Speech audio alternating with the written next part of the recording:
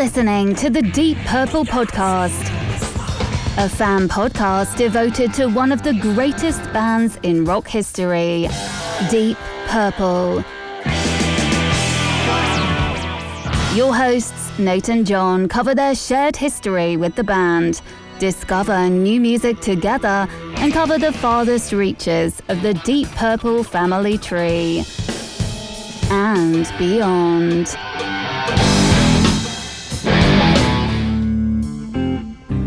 Here's Nate and John now. Welcome to the Deep Purple Podcast, a fan podcast devoted to one of the greatest bands in rock history, Deep Purple. Today's episode is episode number 334, Deep Purple, Nobody's Perfect. And coming to you from the mean streets of the Chicago suburbs, I'm your host, Nathan Beaudry. And coming to you from the suburbs of Providence, I'm your co-host, John Restored Mobility Matola. Coming to you from dangerous Stowe, Massachusetts, it's Paul, friend from high school, Hughes. Ah, there we go. Yes, the other Stowe, not the Stowe Deep Purple is. Yeah, if you're thinking of a Stowe, it's not that Stowe. Not the best Stowe for skiing. So, Paul Hughes, welcome back to the show. Our old friend, one of our oldest friends and acquaintances, and haven't been on since probably a Jesus Christ Superstar episode. Yeah. No, I only sit in on albums where there is Jesus Christ Superstar being sung. This will be the lowest percentage of Jesus even a little bit. Yeah. I'm really hoping for a really high percentage this time. Yes. Well, before we get into the show today, because we got an action-packed playlist for you, few things. As you may know, the Deep Purple Podcast is 100% listener-supported and ad-free. So if you receive some value from our show, please consider giving us some value back. You can do so by leaving us a 5-star review, buying some merch at our Etsy store, or becoming a patron on PayPal, Patreon, Cash App, Ko-fi, and Super Thanks, available on YouTube. As a patron, you get access to our patrons-only Discord chat, our rating spreadsheet, invites for live stream episodes, links to submissions for all album rankings episodes, and access to our Too Hot for YouTube banned episodes via Patreon. So yeah, there was John had a recent wardrobe malfunction and they banned us on YouTube. So you can see the results of that on Patreon only. Okay, so speaking of patrons, before we get into things, we're going to thank our first level of patrons, of course, our executive level at the In Memoriam tier, the wonderful late Gerald, Jerry, Kelly, and family. At the $25 Uncommon Man tier, we have Ovis Nakvi and Purple Maniac. At the 20 is Plenty tier, we have Alan. At the 10-pound Good Doctor tier, we have Dr. Mike Catan. At the Turn It Up to $11 tier, Clay Wambacher, Frank Thielgard Mortensen, Mickelstein, Will Porter, PhD PP, and Michael Don't Call Him Bradford Bagford. At the $10 Someone Came tier, Ryan M., Jeff Bryce, Victor Campos, Better Call Saul Evans.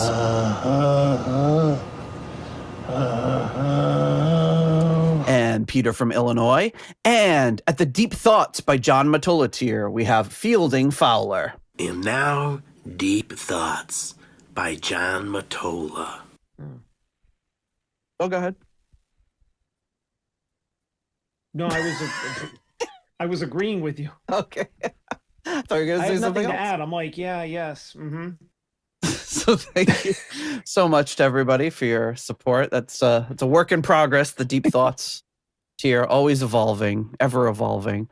I crack myself up with things he doesn't remember.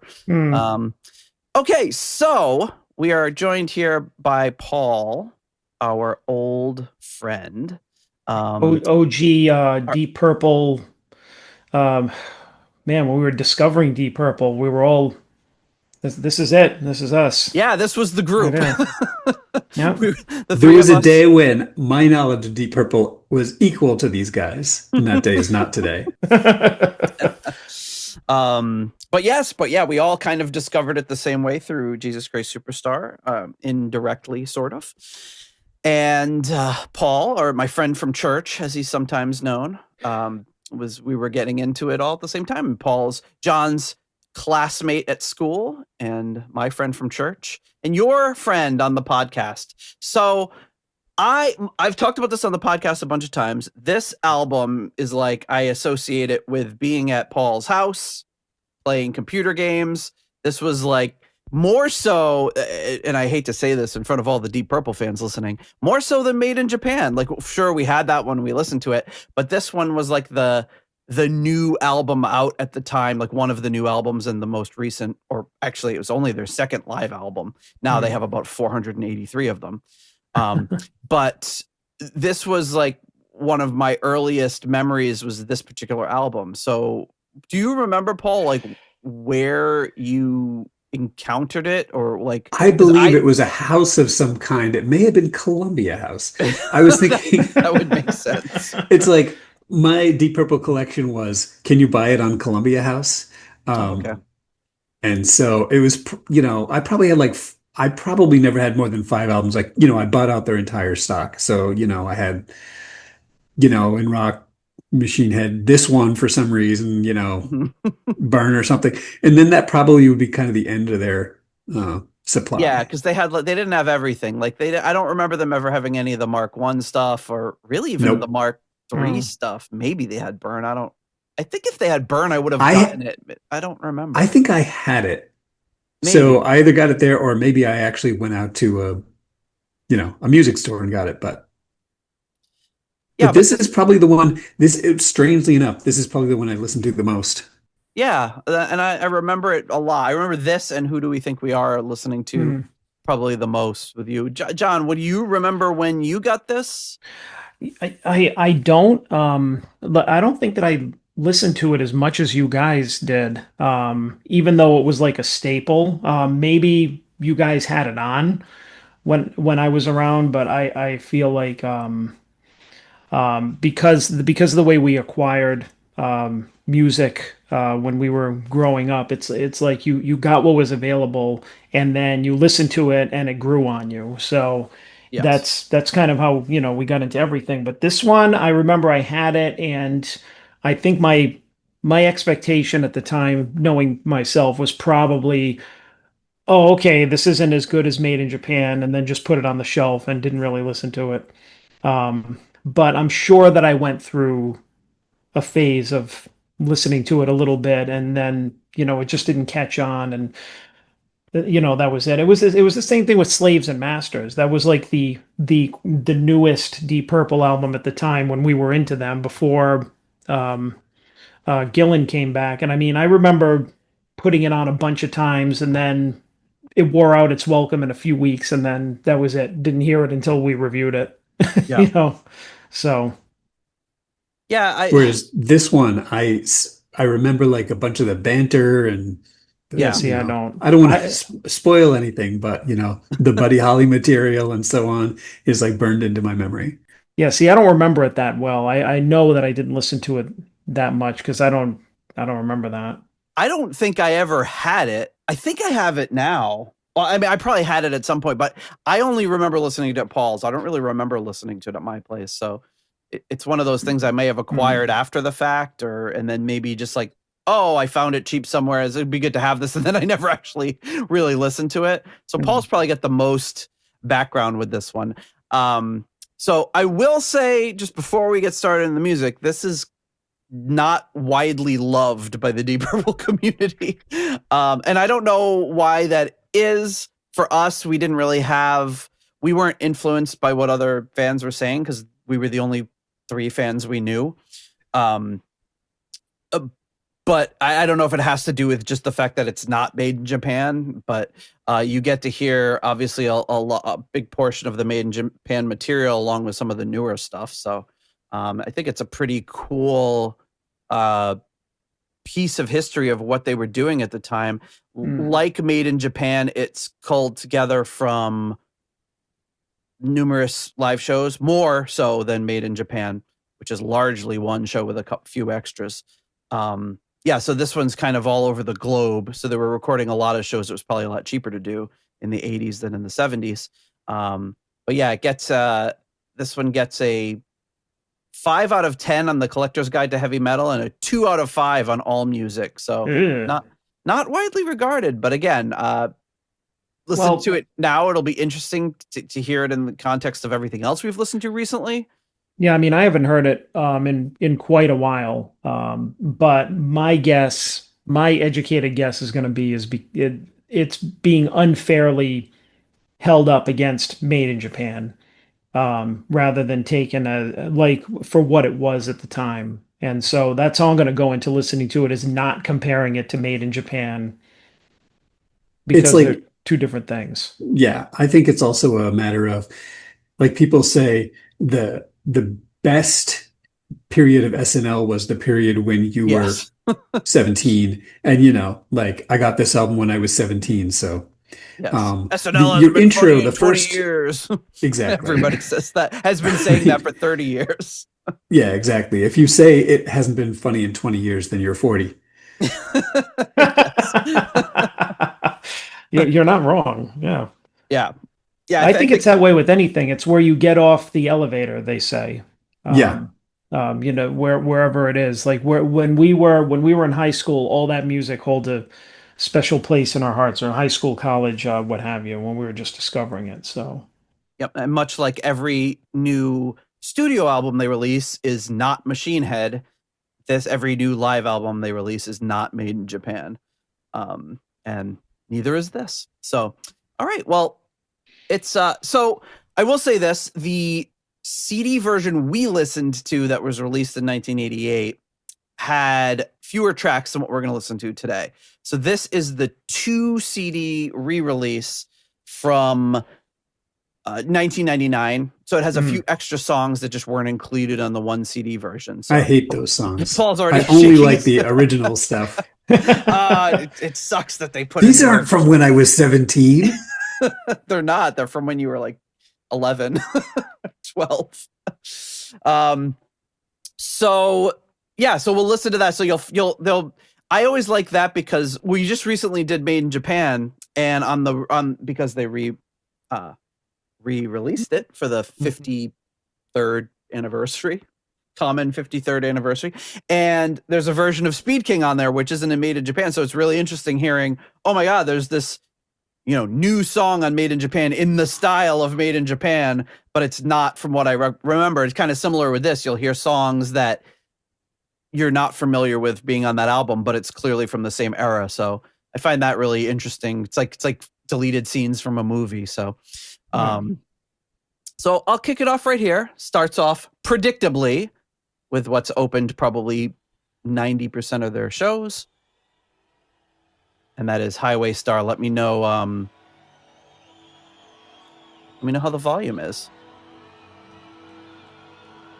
And I suppose we can probably talk about the kooky, crazy album art while we're listening. Terrible. It's not the best part of the album. Don't like it. It would be really fun to roll those dice, though. It's an experience that never ends.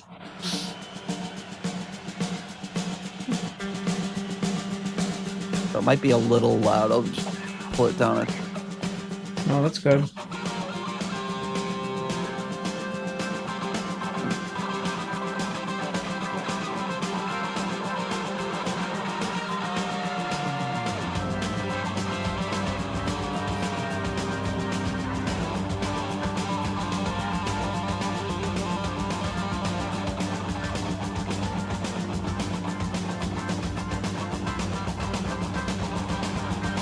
Sounds good so far.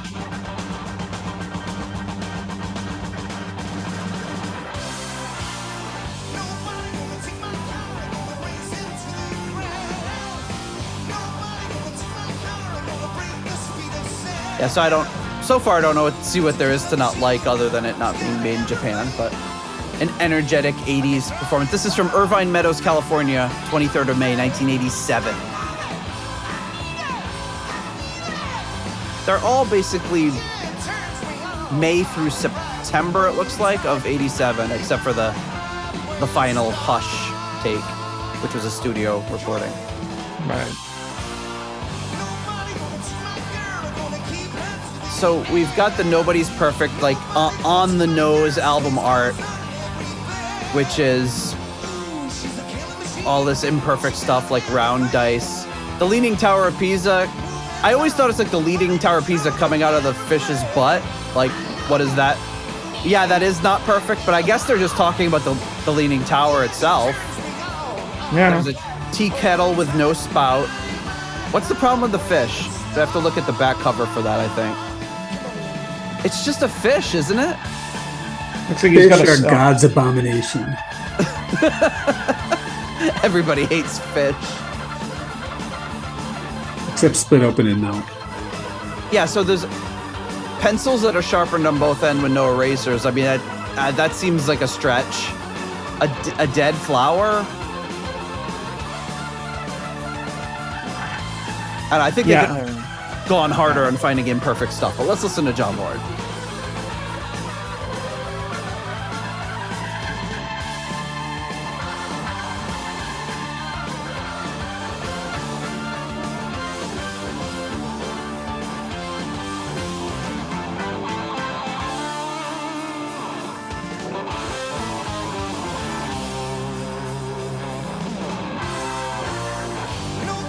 So I don't know, like, I'm not really finding anything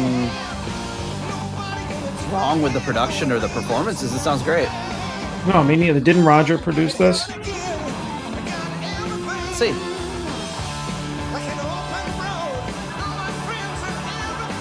Oh, Roger Glover was playing his Steinbrenner bass on this. Awesome.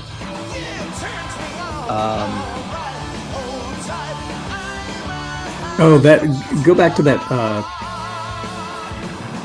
Some of these pictures I definitely drew in art class. Oh, yeah. Yeah. I think you drew the Jon Lord one on the bottom right. I love the Jon Lord. I think, that one looks familiar. Where he's like, hey, you. It was always a game in art class, and then when I was an art major in college, to see how many like classic rock people I could get in without the teacher noticing that it was from a photograph. And I got busted once when like I tried to pass off oh gosh, who was it? Some like obvious 60s thing to like the 60s stoner art teacher. Yeah. Yeah, he's not gonna go for it. Yeah. It's like, I know who that is. Oh, is he doing the doodly doodly doodly here? Yeah, I always wondered if that pissed off Richie.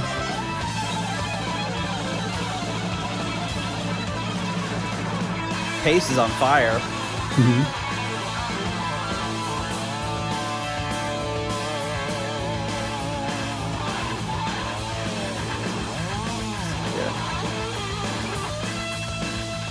All right, I'll go back to the art and I'll look on my notes here. I think I just saw when you were flipping through, produced by Roger Glover. Produced by Roger Glover and Deep Purple. Ah. I thought he was in Deep Purple. That's fine. Produced mostly by Roger Glover and then everybody else.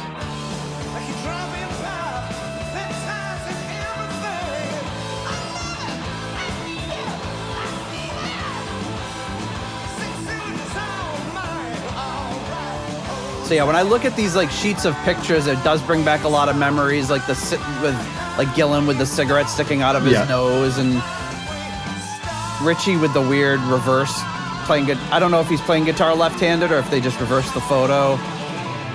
Probably. I do Ian remember Pace the wearing pictures. the same glasses that I wore in high school. Yep. Yeah. Were your high school sunglasses based on Ian Pace, or was it just? You know, he was probably that guy in the you mix, met, right? Yeah, it was some rando who I hung out with one time, and he was like, "Yeah, you can get prescription sunglasses in any color," and I was like, "Okay, noted." The next day, I'm like, my eyes are a little weak. I need new glasses. And my parents are like, "Okay, go unsupervised and get new glasses." And so I got big mistake. And they were like, "Oh yeah, how like we have a percentage system. What percent purple do you want?" And I was like, 100. And then we'll have to put a picture of you from high school in the show notes. But compared with this Ian Pace picture, but It was very similar. it was just crazy because you drive everyone crazy because you'd be like turning on all the lights in all the rooms and be like, "What are you doing?" It's like, "It's dark in here." I was like, "You're wearing sunglasses." He didn't have non-sunglasses, only sunglasses that he wore I inside. immediately got home and smashed my other glasses under my foot. Actually, this whole page of pictures is in reverse now that I look at it. That's weird. Well, yeah, I mean, that's the thing is I do have a definite memory of like seeing all these pictures. So I definitely was, it might have been from the cassette gatefold because definitely, we weren't listening to vinyl back then. Yeah, we would just look at all these the pictures while we listened. pictures of them like playing soccer and backstage and goofing around and Colin Hart in the top right looking like he's like doing the Godfather thing with the orange in his mouth. And Bruce Payne on the world's largest cell phone. And it looks like that's the Budokan down at the bottom there. Mm-hmm. And a do not stop for hitchhikers state prison sign.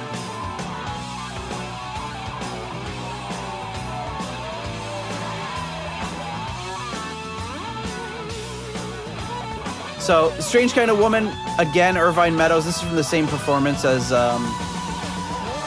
Highway Star.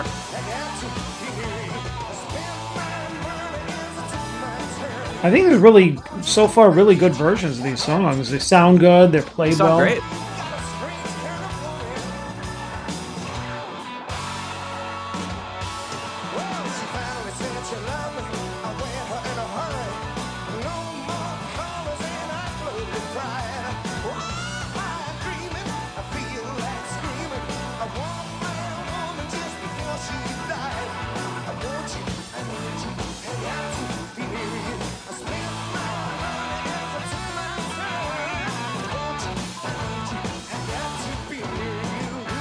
So this would have been, in 87. Mm-hmm.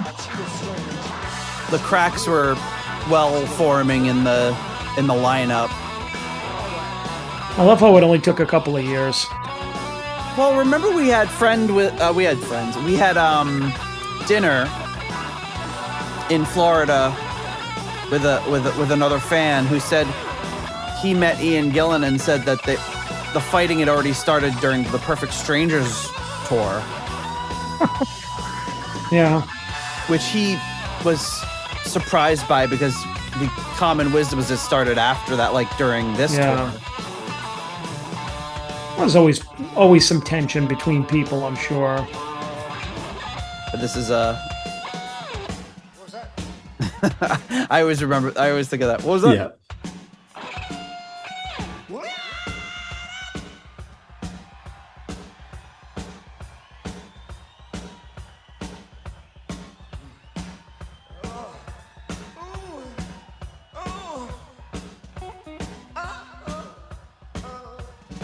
This is what Paul came here for. This is why I'm Yes, here. he's going to sign off after this. Yeah. It's been a pleasure, gentlemen.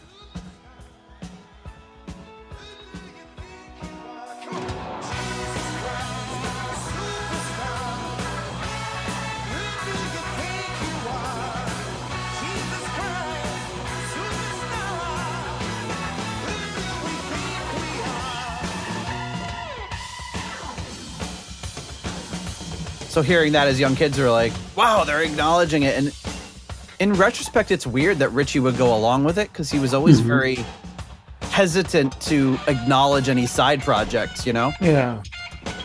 He wouldn't even let Dio go to the Butterfly Ball. Yeah.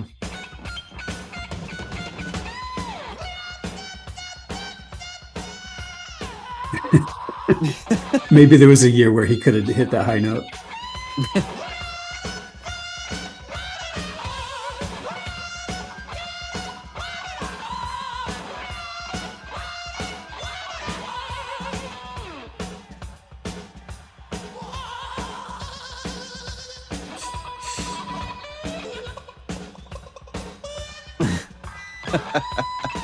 know this.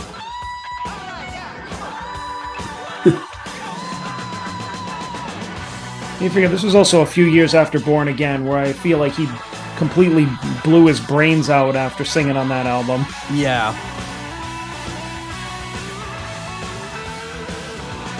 Yeah. When I heard it, I was like, it seems like they're having such fun. Right. It was hard to imagine that they were not getting on at this point. Mhm.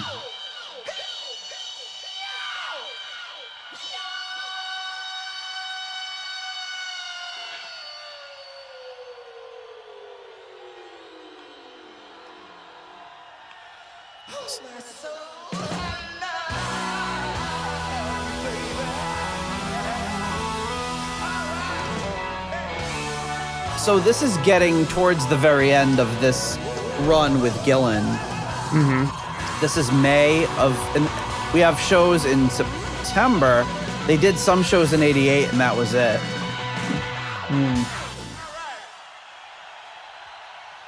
Now here's a new song that's not on the original. Thank you, thank you. Thank you very much. Woo! Thanks for a great welcome, cheers. Thank you very much, that's very kind of you. Yeah, I kind of remember Thank you, you are fantastic, thank you. this as well, the songs being faded, so it wasn't Yeah, presented yeah. as one concert. I didn't like that. At the time, though, I was so innocent. I was like, oh, they're fading in and out of the same concert. It's one. Yeah. It's all about, it's an anti-hard drug song. It's called Dead or Alive, this one. Thank you. An anti-hard drug song. Like, we're taking a stand. We're anti-hard Hard drugs. drugs. Soft drugs are okay.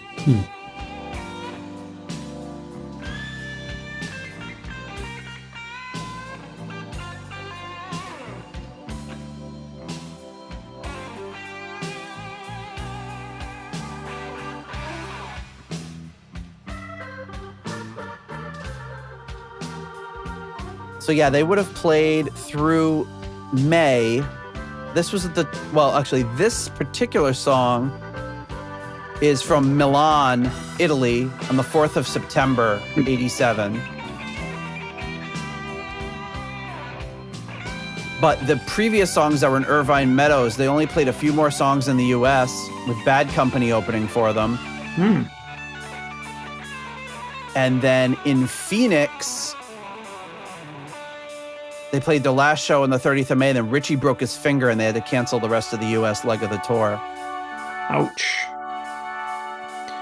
Did he break it wagging it at somebody? He Now broke you it hear- conducting himself. Now you listen. He broke a conduct, or just, now you listen to me. Ow. Doing the British version of the bird.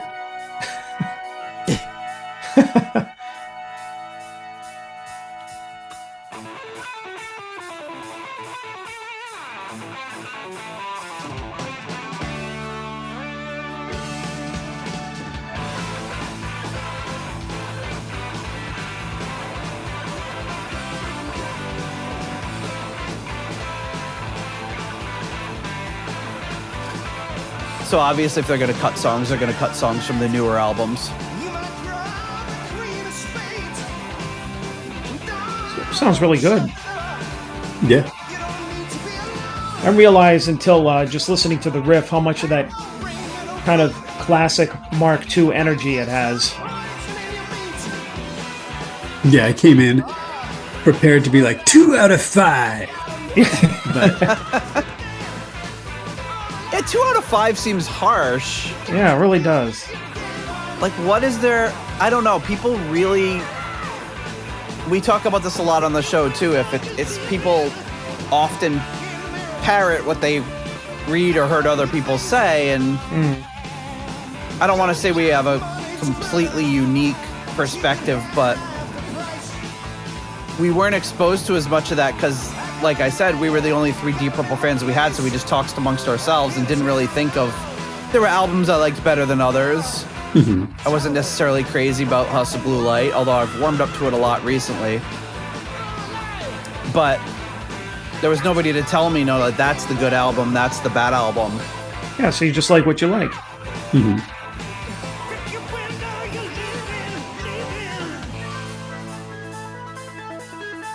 As a rule, I'm not generally a huge fan of live albums. But I'd say this is probably, after Tribute, this is probably the live album I've listened to the most. Yeah, for sure.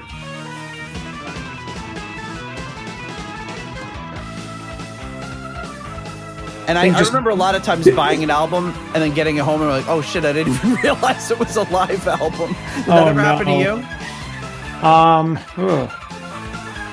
I don't know. Maybe maybe a lot of times, maybe with this one, unless because of, like, there was a picture of like the band on it live, with the crowd or something. Yeah. Maybe The modern equivalent is looking up a song on YouTube. And you hit a live one, you're like, no. Yes.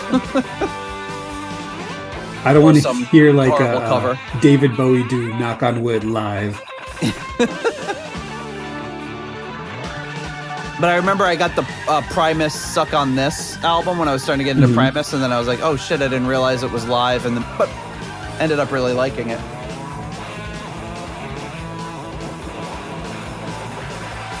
How feel like familiar maybe- are you guys with this song? How familiar? Yeah, like yeah, pretty familiar. Moderately, yeah.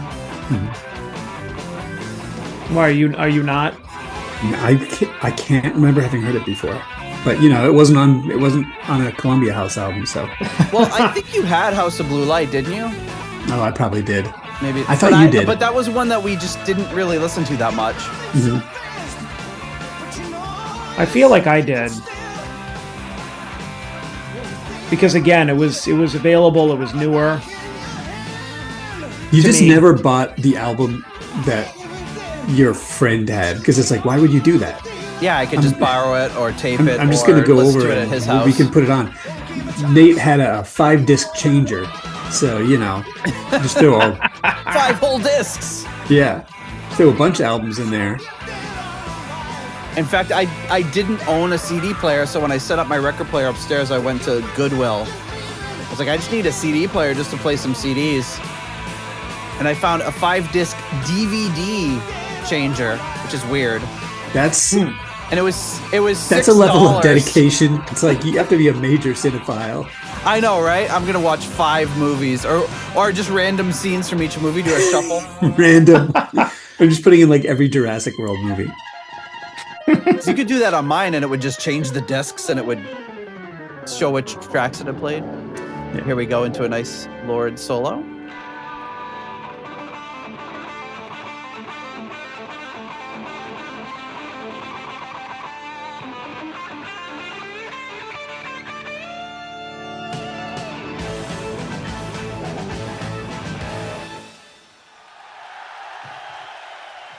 Nice concert ending there.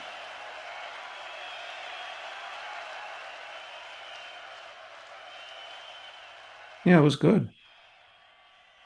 So another fade out. Now we're going to go into Perfect Strangers, again from the Irvine Meadows show. Untold crimes. They used to asphyxiate people with a bunch of cohorts. It's named after him. In fact, the song's called Perfect Stranglers. There you go. The hell was he talking about? It's a classic Gillen joke. Perfect Strangler. Yeah. Used to asphyxiate people with his hands. It's called the Perfect Strangler. I love that his stage banter is exactly the same even now. Well, he is a kooky guy. Kooky Uncle Gillen. I want to say this is the first version of Perfect Strangers that I ever heard.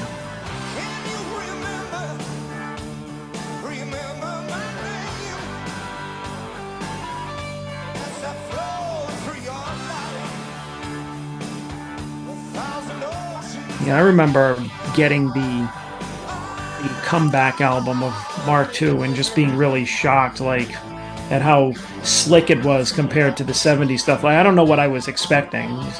Right. Hey, their last album was made in '74. Now this is '84. Guess how they're gonna sound? Oh, gee, I don't know. But I remember thinking that the instrumental part in this was the heaviest thing I'd ever heard. Yes. And this is after, a pretty good time listening to Metallica and Megadeth and stuff like that. I'm just thinking, wow, Deep Purple is as heavy as Metallica. It's really just that one little section. That's interesting comparison, seeing as that Metallica worships at the altar of Deep Purple. There you go. At least Lars, anyways. So Yeah, I mean, Lars does.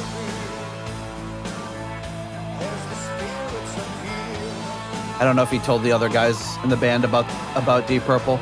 Like, I like that Chad Smith plays with, he's played with Ian Pace, he's played with Glenn Hughes, he's a big, huge Deep Purple fan, and like a few years ago, Flea tweeted something about like, oh, I'm listening to Deep Purple, how come nobody ever told me about these guys?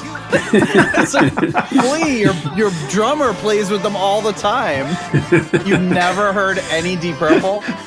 He was like just discovering Highway Star in like 2021. Wow. imagine how amazing that must be, though. That must be great, yeah. That's like, hey, have you ever heard of this little movie called Psycho? No, I've never seen it. No. Wait till you see this. Wait till you see this shower scene. It's not only that, but you're a filmmaker and you've never heard of Psycho. Right. I'm just making my. Hey, you go up to like Quentin Tarantino. Ever heard of Hitchcock? I'm sorry, who? What cock? Hitch who?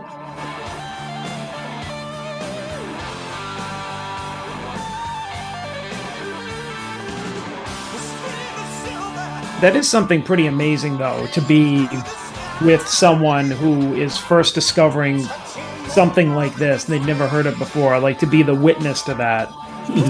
If only we were, if we were better looking women and we had never heard Deep Purple, we could probably get tons of views on YouTube, because there's a lot of videos of like attractive vocal coaches listening to Deep Purple for the first time. Like there's like at least one a month that comes out of a vocal coach hearing Child in Time for the first time. It's always really fun to watch because they're always blown away. I haven't heard anybody sticking their nose up and, oh, I could do that. This is nothing. This is not a very big range at all. This is garbage. But but they're all like classically trained opera singers. That's where we're missing the boat, John. Well, I mean, we're not beautiful women and we're great vocalists, so here we are. We're raking in the hundreds of views. Yes. we have tens of listeners. I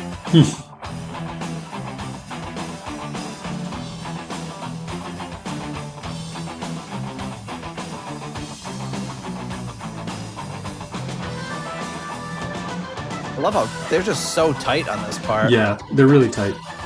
Like, I think this whole album has just felt like, the product of people who have been playing together for so long. Yes. Yep. They've been back for a few years at this point, but they all went off, did their own musical things, come back together even stronger. It's just, these must have been some great shows to see. I think the 2 out of 5 is fair if you average the art on the front with the music. Yeah, it's not. I can't imagine this art, and this is by Hypnosis, which they have a documentary about this place on YouTube. Because they did a ton of famous. Oh, here we go. Reference Now number you 2. can sign off. Yes, now I'm gonna go.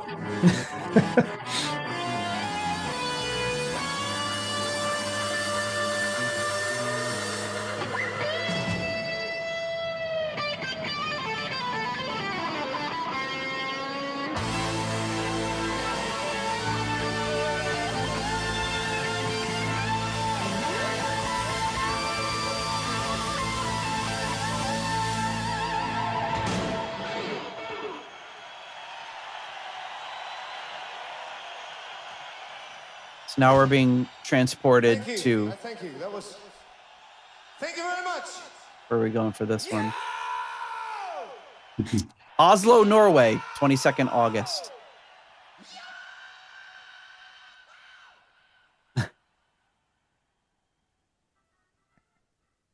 It sounded like right at the tail end there, John was doing some sort of like carnival sound on the organ. There's never a good place to fade out because they're always doing something goofy.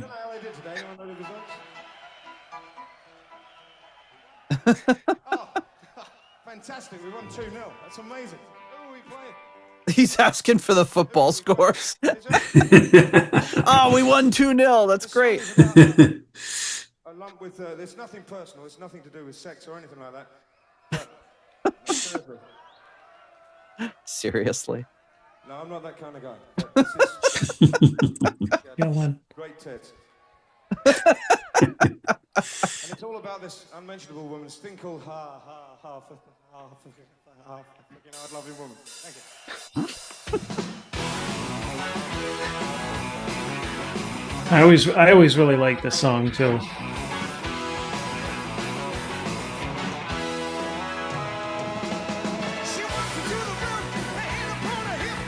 I always thought it was like the sequel to Hard Loving Man. But very, very different style. This like upbeat bluesy sort of style. Yeah.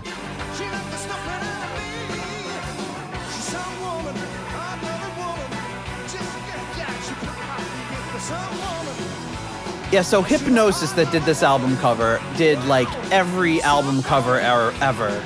They did like all the early Pink Floyd albums. They did Dark Side of the Moon. They did Rory Gallagher, ELO.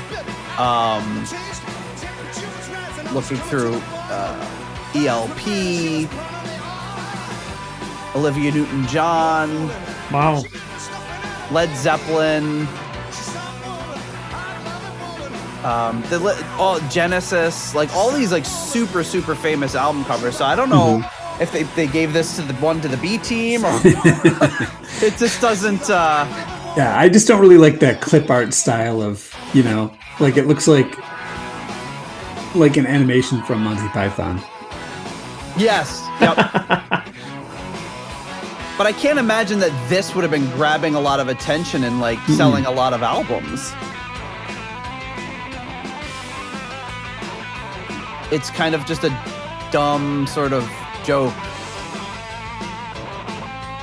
You got the little deep purple logo street sign there, which is kind of cool. I don't know if I ever noticed that.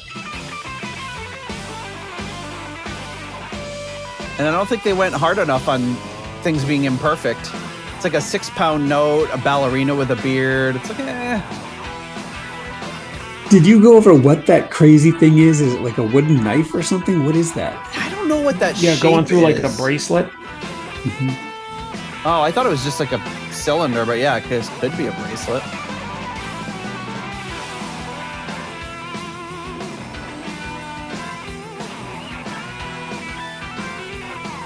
As many times as I saw it, I never once wondered what it was or why it looked like it did.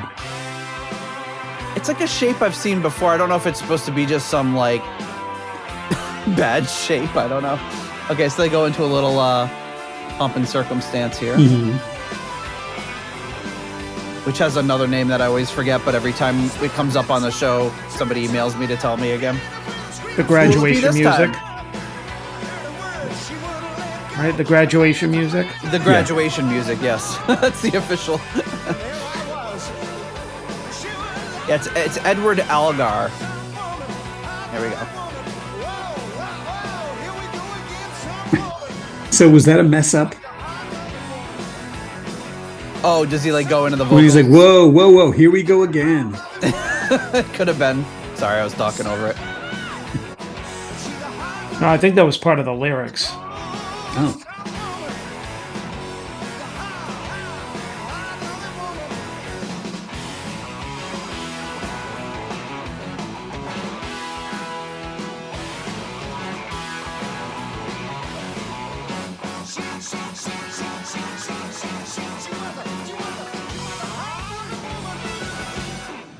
Oh, it sounds like they lost the tempo at the end. Yeah, Is they're laughing. That's Like, the whoops. kind of Hey, nobody's perfect. Is that how? Yeah. Yeah. Well, I think that's it's a cool idea for an album, obviously, to play on Perfect Strangers, and then the Nobody's Perfect because there are mess ups and stuff live. But I still don't understand what's wrong with that fish. Maybe No. like a fish expert would be like, well, the dorsal fin on the bass would never be Yeah. in that location. That's from a trout. But it seems a little deep. Yeah. For all the bears, I mean, Oh, here we it's go. got a Leaning Tower of Pisa in it. because today is the day the teddy bears have their picnic. So this is not on the original. It was, and they drank stuff out of green bottles, and it got tiddly. And this one is all about how they felt the next day. It's called Bad Attitude. Thank you. So this one I've been really loving lately. There was like one of the Deep Purple groups was asking, like, is there like a post 70s song that you've been looking at differently lately? And for me, I was like, I like this one. Really just kicks ass. Yeah.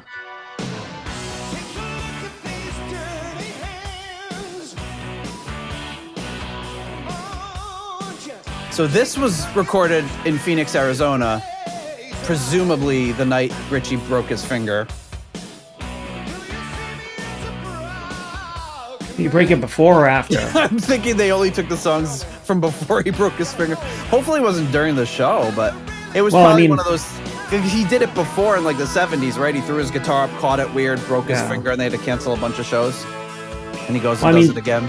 Some genius green-lighted a friggin' album where Tommy Bolin's hand was like asleep for the whole performance, apparently. So, I mean, yeah, anything's possible. We'll be covering it.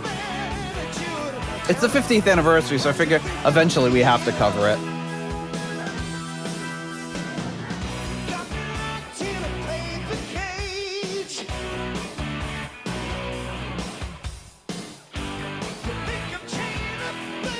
Pace's kick drum sounds great on this one. I don't know if I didn't notice it as much as I am on this one.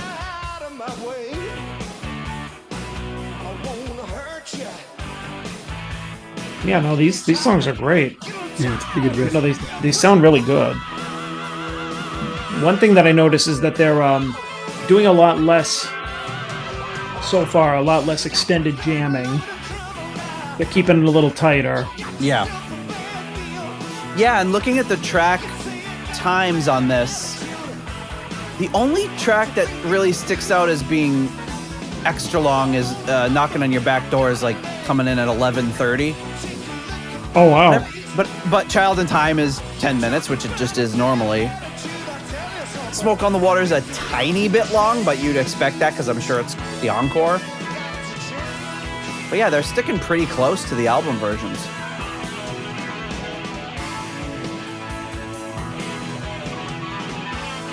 And I'm pretty sure the drum solo had all but been eliminated from shows at this point.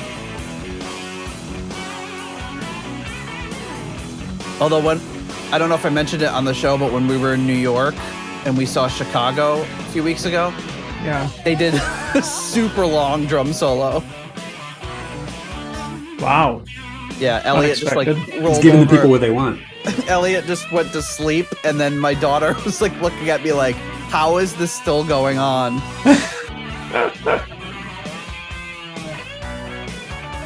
Like that one of your kids just decided to take a nap Yeah, he went to until it was sleep. over. at a concert, yeah. Were there any fans? Was the whole family down on it? The whole, I think me and Martin were probably the only two that liked it, him being a percussionist. But it was actually really cool because they had a percussionist, and then they were like playing together, and then the percussionist came over and they kind of switched places while playing, and then he was playing the drums and the guy was doing percussion, and then they did it again. But it was very long. But I enjoyed it.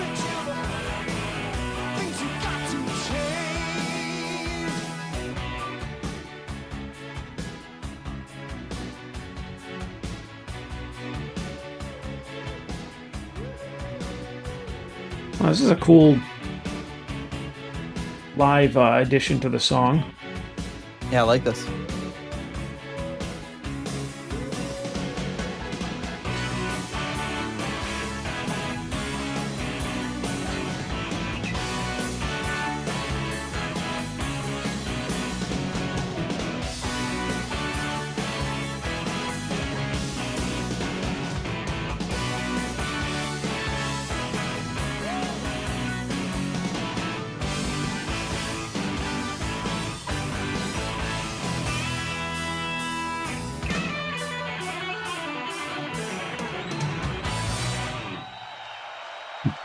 nice ending. Yeah.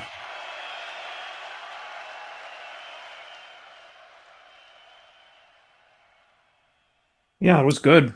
I've been scrolling through. I'm only up to 1980, but I'm just finding nothing but classic album covers from Hipgnosis. Well, I mean, there's got to be a point where you're just like, whoops, that one wasn't good. How did that one slip through? They did High and Dry by Def Leppard.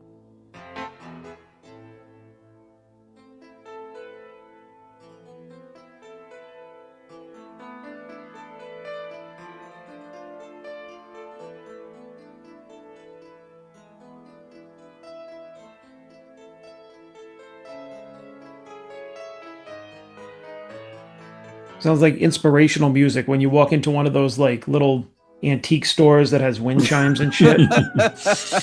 They make their own pottery. Mhm.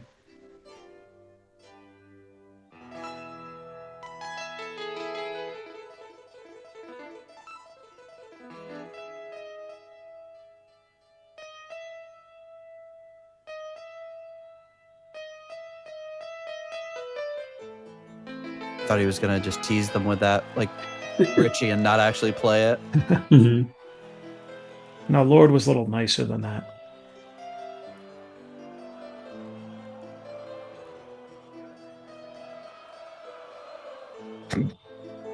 Funny Yeah, that that's he's the singing. crowd is singing along.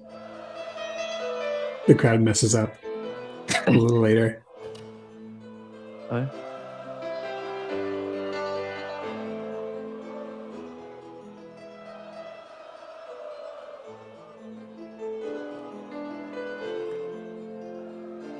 There it is. People in Phoenix just love for Elise. Yeah. Why wouldn't they?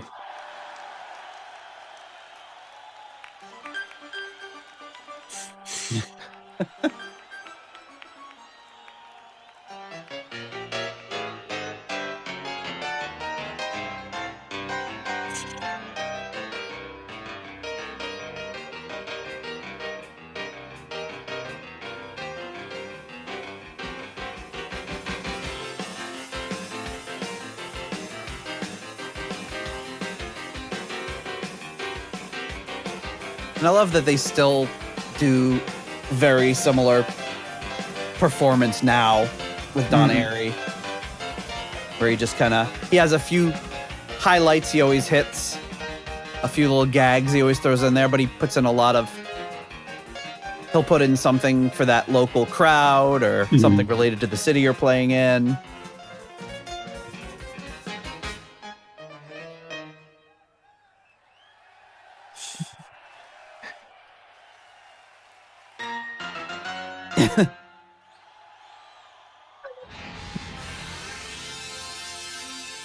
I think that's great. Yeah. You just want the crowd to like go, like that's the response you're looking for. The response, Yeah. a dog could do it.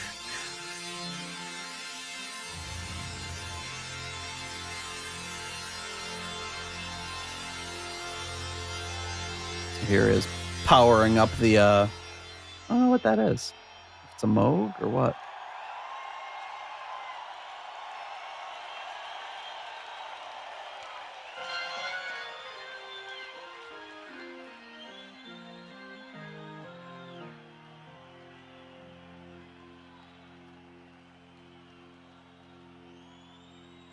So here it comes. Oh, wow. Crowd is excited about this one. Mhm. Oh, yeah. Now, this I thought was the heavy opener. Yes, this one is also. I can't believe he was playing this on a Steinberger.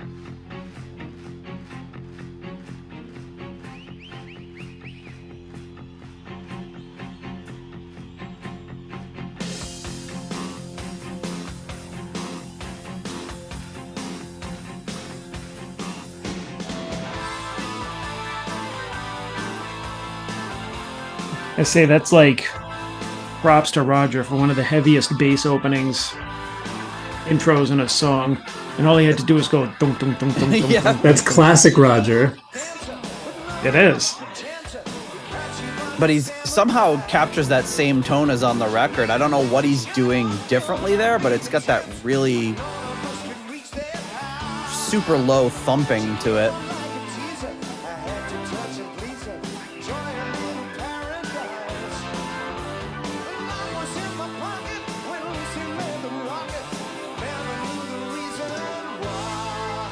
You know, I do like that we're hearing a lot of they're very heavy on the current songs at the time, the reunion era songs. Yeah. Yeah, that's one thing that I think maybe I didn't like about this is like, if a live album is repetitive, like, do I really Yeah. need another version of Highway Star, Strange Kind of Woman? It was already on Made in Japan. Like, why do I need the 80s version? Right. And they're always releasing like special like little EPs or whatever on vinyl. It's like, oh, get this new Deep Purple song, and it's on the B-side there's a live version of Smoke on the Water from 2019. Like, I don't need, like, that is not a selling point. I mean, I think for me it was when a different version of the band did a song that was already covered. You know what I mean? Like, if there was no Yeah. live album and they were doing Smoke on the Water with Morse or with Simon, then okay. Yeah. You know, at least that's something a little different. I think this was much in line with Made in Japan and Made in Europe, where it was like, well, things aren't going so great. This might be the end. Let's do another live album, record them on this tour so we can get something out of it when we get back. We'll mix it quick and sell it. And that was really the idea behind those two albums. Well, partially with Made in Japan was to just beat the bootleggers at their own game. But it was also like, this lineup is wrapping up and we don't know if there's going to be any more. We don't want the gravy train to end. Well, as we recently were talking about another episode, that's why anybody releases anything to get that quick payday. Well, some more than others. Yes. He's I was laughing reading about that's something not there. really the case anymore. Just because you get so little money from streaming services that Yeah. Oh, there's no point in actually producing a ton of albums. Yeah, and we Right. talked about this on our recent episode where we talked about the new Made in Japan set, but they give you a really great value. There's tons of extras in here, both audio and visual, a booklet with interviews, posters, like, so this is a 5 CD, 6 CD, 1 Blu-ray set, special mixes. I mean, that's the way to do it. Get them to buy something they already have that's got the special features on it. Something that people already love and is a proven commodity. I don't think we'll be seeing a set like this for Nobody's Perfect, unfortunately. I would buy it. It's all the shows on the tour recorded. Right. 87 disc set.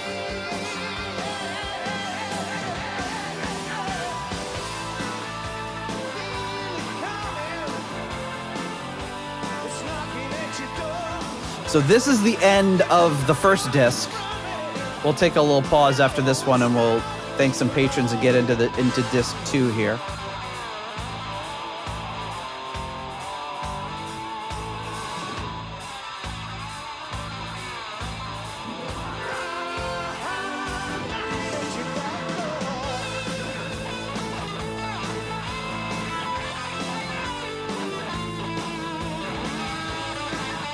I sometimes wonder if there's a double entendre in some songs. I guess we'll never know. Yeah, there's no way to know.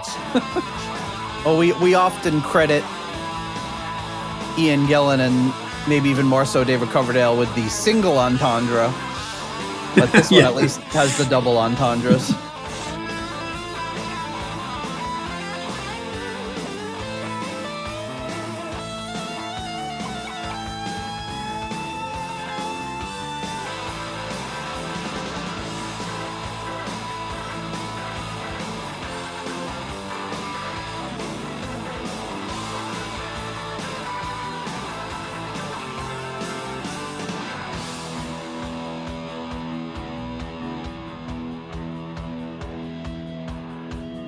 it's worth bringing up that the guy who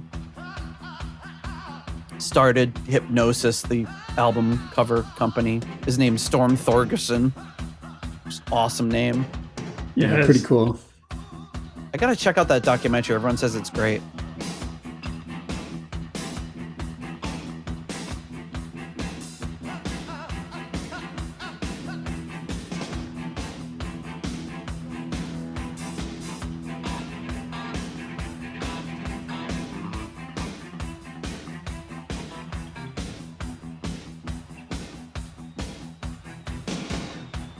So one of our patrons calls the Steinberger bass the Steinbrenner bass. So we have. I have to think about it before I actually say it now. I thought I called it the Steinbrenner. No, it was Pete. Remember Pete was he called it the Steinbrenner? Maybe I took it and ran with it. Yeah, I think we've just been calling it the Steinbrenner, but luckily it doesn't come up much outside the context of the show. Yeah. At work, I'd say a Steinbrenner bass. People would probably just be like, fine, whatever. All right, so that's the end of disc 1. And we'll thank our next level of patrons before we move on for the rest. And that is, of course, our core level patrons. Coming in at the $6.99 new nice price tier, we have Spike the Rock Cat's Ghost and Sugar Tea. At the episode $6.66 tier, we have Steve Coldwell. Steve. Arthur Smith. Getting support from the patron Arthur Smith. Anton Glaving. Pain in the glaving. And Charles Meadows. At the $6.65 almost evil tier, we have Kenny Wymore and Richie Sucksmith. At the 70 Norwegian kroner tier, we have Kai Runa, yes, I'm Norwegian Olsen.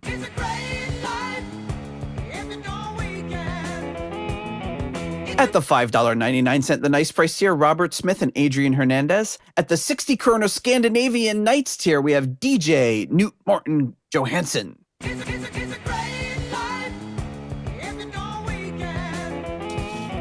At the €5.50 tier, Merline Rota. At the £2 tier, we have Duncan Leask. Smoke on the water while you're in the sky. And at the $5 money lender tier, John Convery, German Heindel, Jesper Alman, Alexei the Perfect Stranger Slepikov, Kev Roberts, Scott Zerns, Cynthia Doobie, Raf Calf. My Czechoslovakian is not so good. Coyote Bongwater. John Maselli.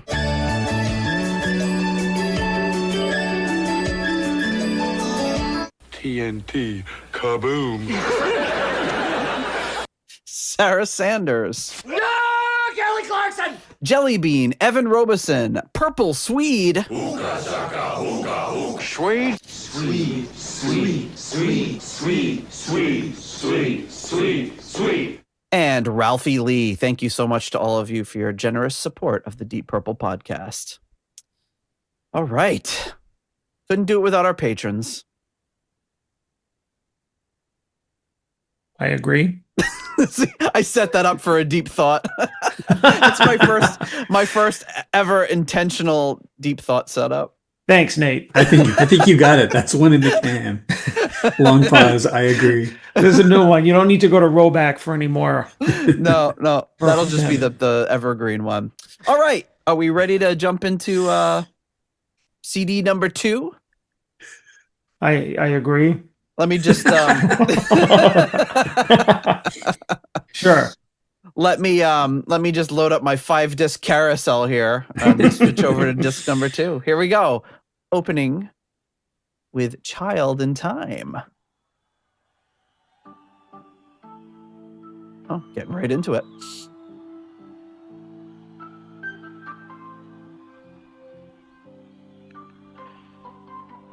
This was recorded in Oslo, Norway, the 22nd of August. Although this one says, maybe there's some confusion on this one. It might be Phoenix. Let's see. Oh, you know what? It might be both. They might have like stitched them together. Maybe they like one half of one song and one half of the other. Wow. I know, John, you talked about not liking the fade outs between the songs, but now that I'm listening to it and remembering it, maybe it's just the nostalgia of it, but I'm like, it's kind of cool. You're hearing these, and they're not trying to fake you into thinking, oh, this was all one show. It's like it's like a little vignettes. I don't know. Well, I think it's just kind of based on what my idea of what a live album should sound like when I heard this is just why I didn't like it at the time. I mean, I get it now. So, yeah.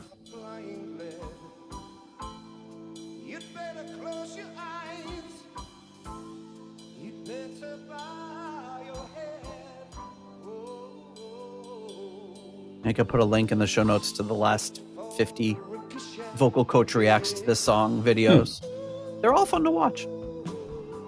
And none of them can believe it when he goes up to the final high part because they think the second one is like, oh, he's peaked. What version do they listen to though? The album? It varies. Sometimes it's that common live one from around like 1970 where it's like a live video. The one where he like goes up to the, like he's gonna punch the camera, you know, he's like, ah. Right, yeah. Sometimes it's just the album version. But it's like that initial reaction to this one, like they perk up and say, oh.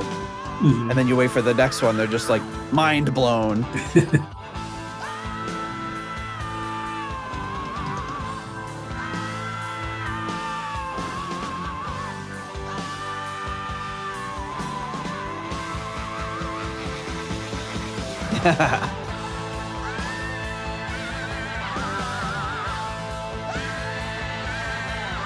He's still getting it pretty good.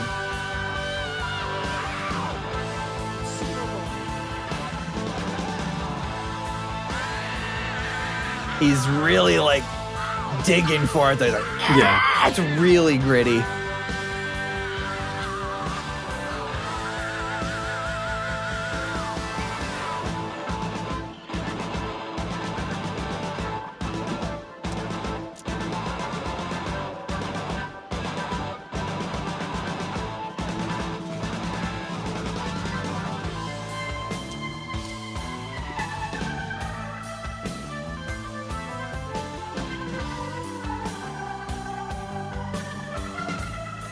Freshman year of college, I wrote a paper I was comparing this song and like a Lord Byron poem.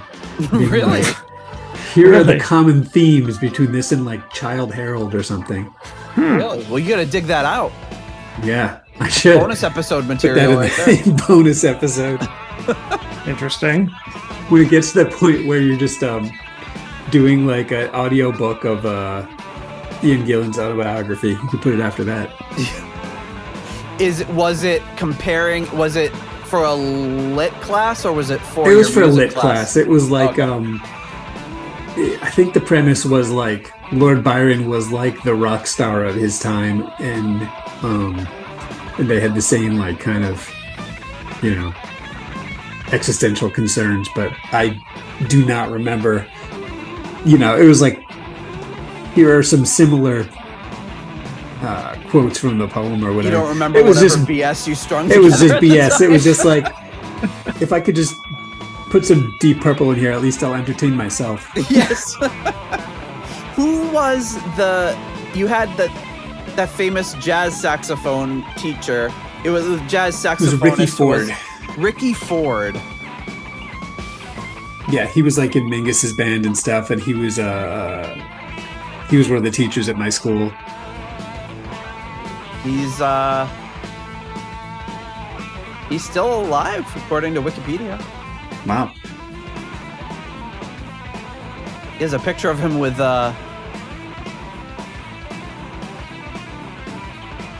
Mercer Ellington, Duke Ellington's father. Father. Maybe he played with Mingus. That's pretty cool. Yeah, it's one of the, we didn't fully appreciate it, but we thought it was pretty cool. This wasn't he the He one was that a big got hater killed? of hip hop. He was a hated it. hater of hip hop. Yeah, I guess that's not because surprising. as a jazz guy whose music got sampled and he didn't get paid for it. And they love to sample like the saxophone squeal. So Yeah.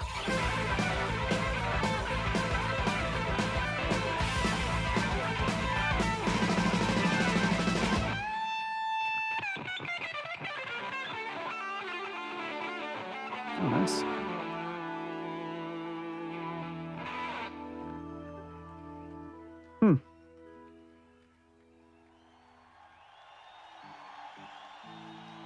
It's kind of a little different way of coming out of the solo section.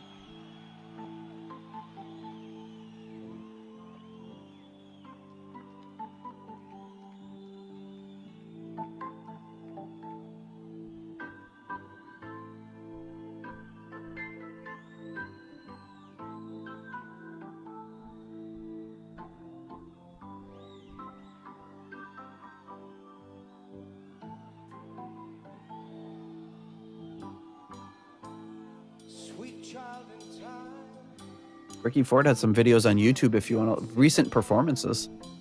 The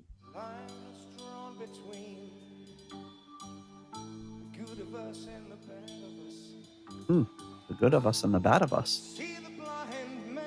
Yeah, to entertain himself, change the lyrics a little bit.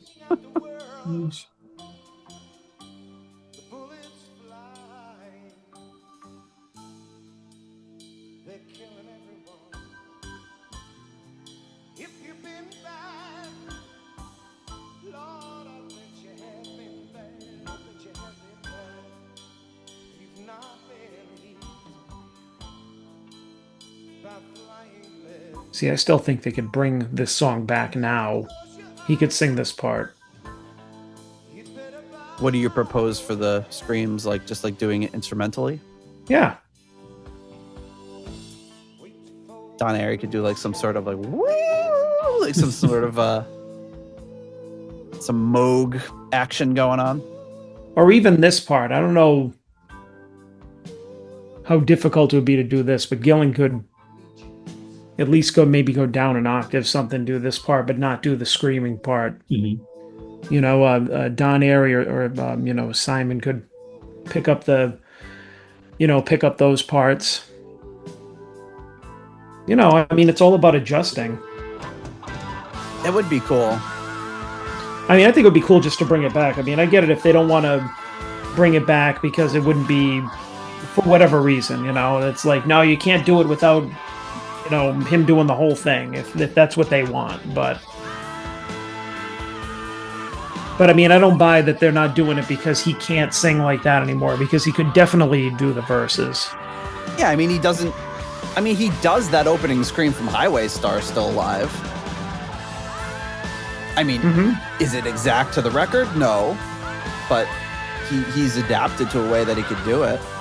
Exactly. It would be interesting.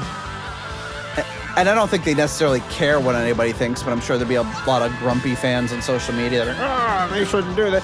They should hang it up, blah, blah, blah. This guy's 80 years old. Freaking shut up. It's the most clever thing I could think of. Well, I would like to see it. Like to see that more than like Hard Lovin' Man. Yeah.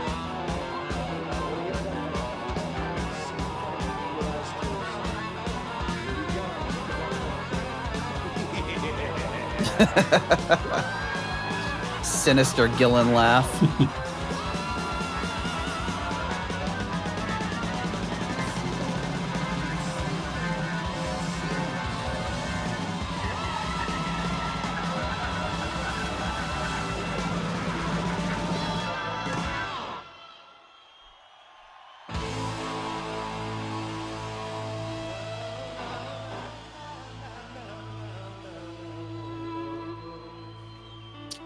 If you can dig up that report, Paul, I'd really like to read it. My guess is I cannot. It's got to be on some hard drive somewhere. Yeah. Thank you very much. Thank you. It'll probably be just easier to read Lord Byron and think, what would I have said? I thought you would I thought you'd be like, it'd just be easier just to write a new one. Yeah, that's exactly right. A new bunch of BS. Yeah.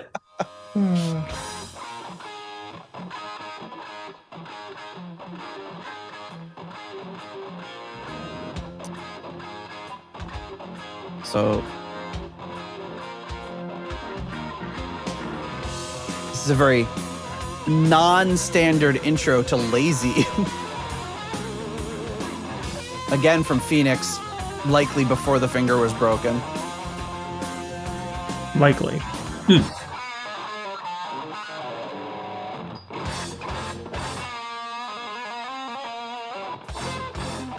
Oh. Was that his finger breaking? That might have...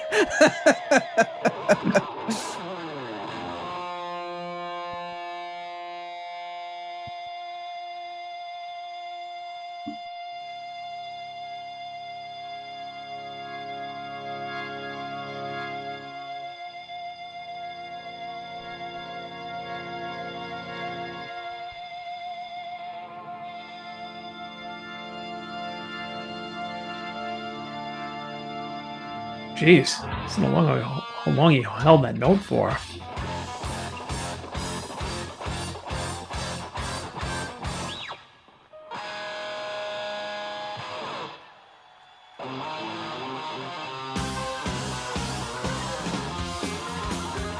Yeah, this is one of my favorite tracks. It's a really unusual way to start it. Yeah.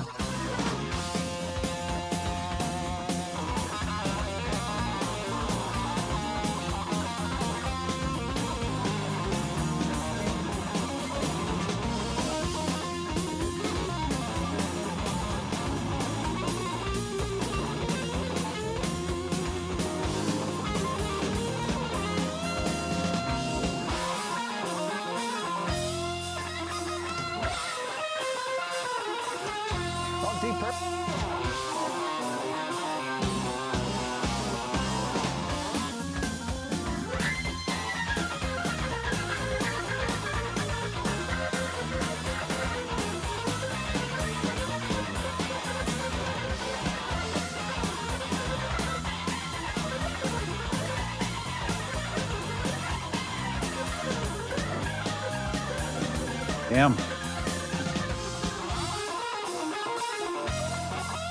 So there is a academic book coming out about Deep Purple that I pre-ordered.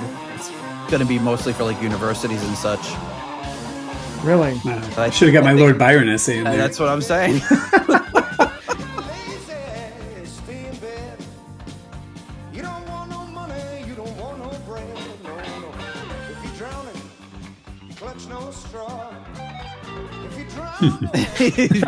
Roger did it too. Yeah.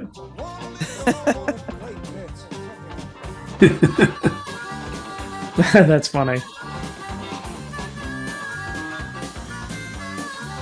Is it me or is the tempo really fast?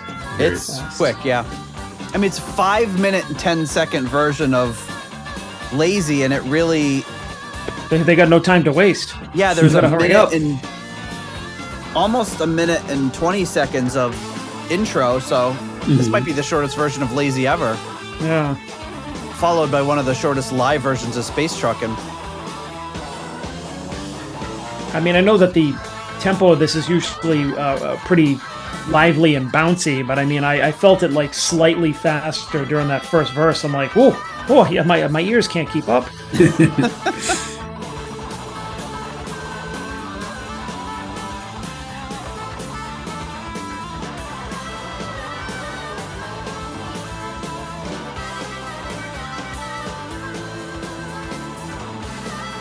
For me, I think this is the 5-star song on the album.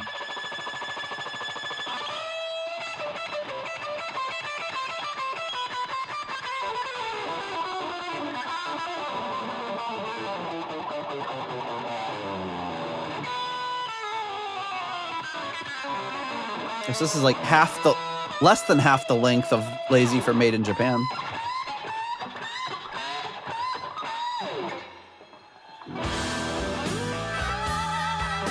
Nice.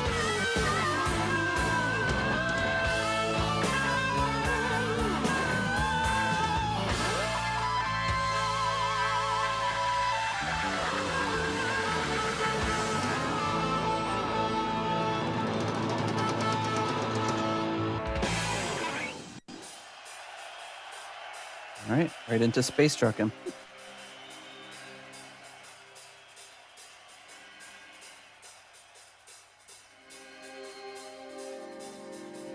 And this is about a quarter the length of the version on Made in Japan. Not the normal space trucking jam we're used to. It's the whole jam. It's just 4 times as fast. Yes, it's a weird kind of ethereal entryway into the song.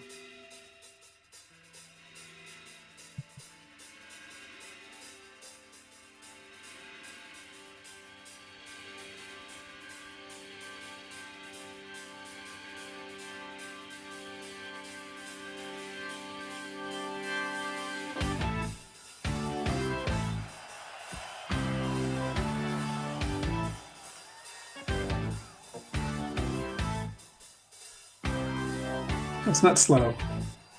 Nope. Very, very kind of like soft sounding. Yeah. Like, You say, come on, you mothers. yeah.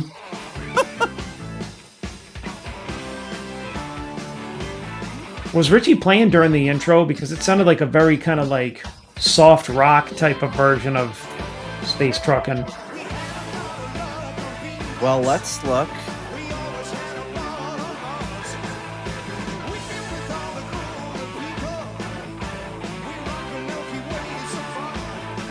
Deep Purple set list. Arizona Veterans Memorial. This was the last track before the encore, so he may have broken his finger. Okay. I don't know what song. Maybe that's it why was this on there. version is so short.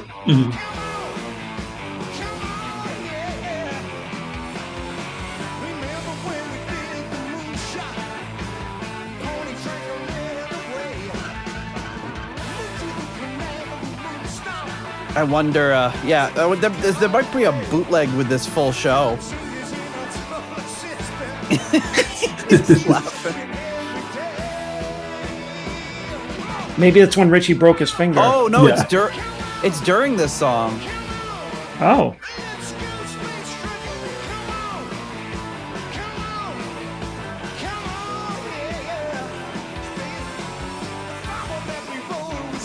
And it's a finger on his left. So it says Richie Blackmore throws his Stratocaster into the air during Space Truckin', but is blinded by the stage light, so he does not catch the instrument. Instead, breaks a finger on his left hand. Ouch.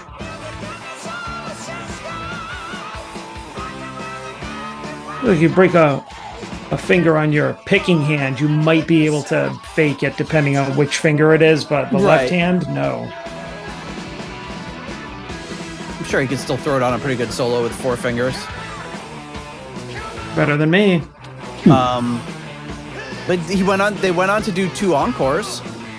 The show must go on.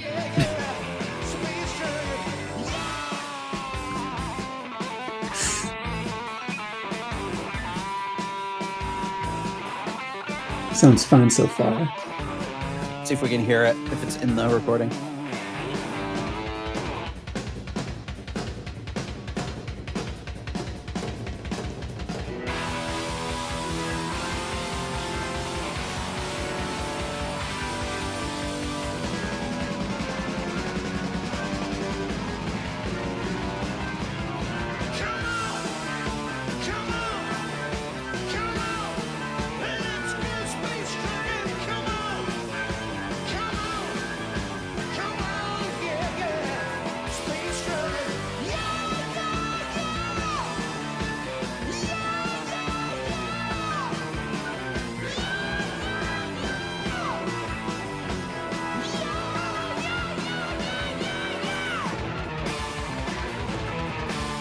Doesn't sound like he's doing anything crazy so far.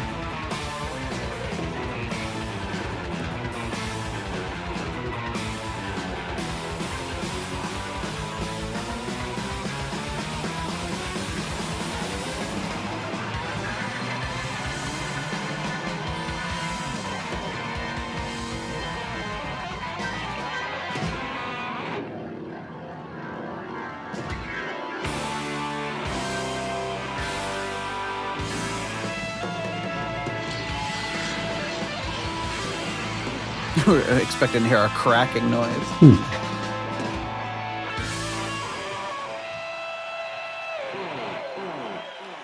You are something else. You are just amazing. Thank you very much, every one of you. Oh. Too much. You're great. I mean it. I really mean it. Thank you. Thank you. Yeah. I appreciate that. Bye-bye. Thank you. You've been amazing. Bye-bye. I don't know. I don't know where the finger was broken. Well, either that or he hit it really well. Yep. All right, we're gonna go next to Verona, Italy, and Oslo, Norway. Hey, I don't know what they say. What did they say in Oslo? Hey. Oslo. If they're Ian Gillan, they say, "Yo!" Then there was a little boy.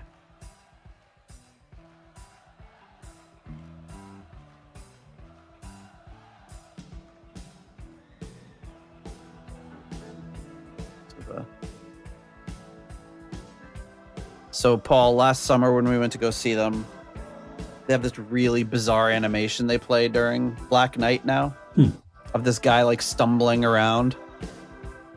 It's very unusual. Like he's just like stumbling around. Like I don't know if I think they're trying to imply that he's drunk, and he's like crawling around on the ground and stuff. It's very distracting. You know, it didn't dawn on me that maybe we should have asked Roger what the hell that was all about. You know what he'd say? I don't know. That's somebody else's job. Yeah, anything unrelated to exactly what he's directly doing, he's like, I'm just along for the ride. Like, where are you guys going next? He's like, I don't know. He's like, how are you getting there? Are you flying? I don't know. I just go where they tell me. Hey, less stress that way. Yeah, that's the life right there. I mean, for me, like if I were in that position, I would have at least maybe looked back once and just been maybe after a show, just ask somebody like, what's going on behind me? And then, just for my Maybe own he's curiosity. never done it. He's so focused on the show. He has no idea they're even playing videos up there. He just looks at it. He's like, not as good as the butterfly ball. I would have gone with people in bear costumes. I don't see any bugs. Where's the bugs?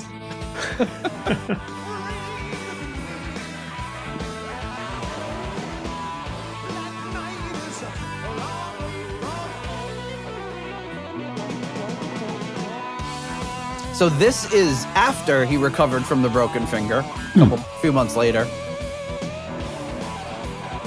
Okay.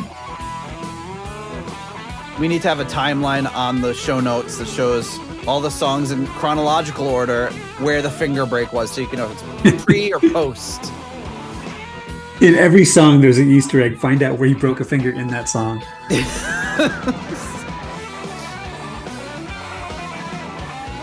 Whoa, you just went crazy on that.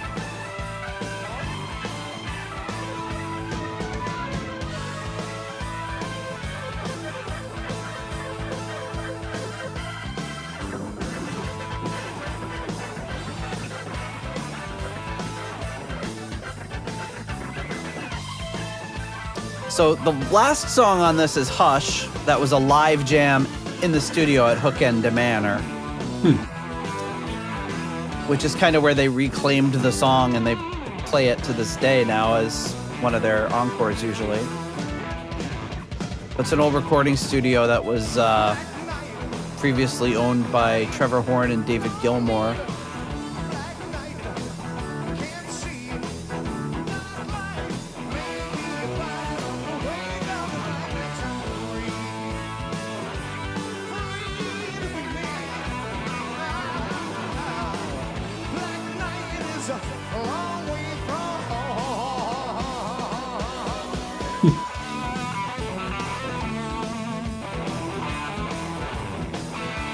So how many songs are left? This is the second to last song?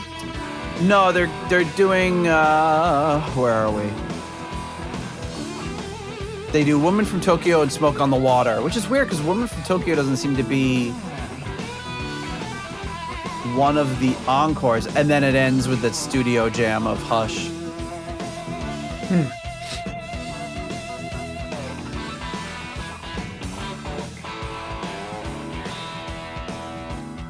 It's worth. Space Trucking was not included on the original CD. So Dead or Alive, Bad Attitude, and Space Trucking weren't on there.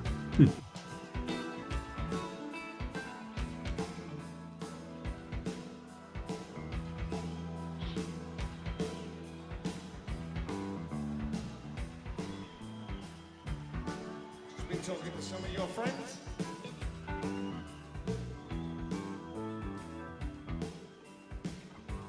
I don't know. Your red dress, baby. I don't think we'll do that tonight. In fact, I gotta tell you, I just want to hear you sing. I don't know where they would have spliced in these two performances. It's pretty seamless. Roger's a good producer. You're better than me, I'll tell you. Look at you.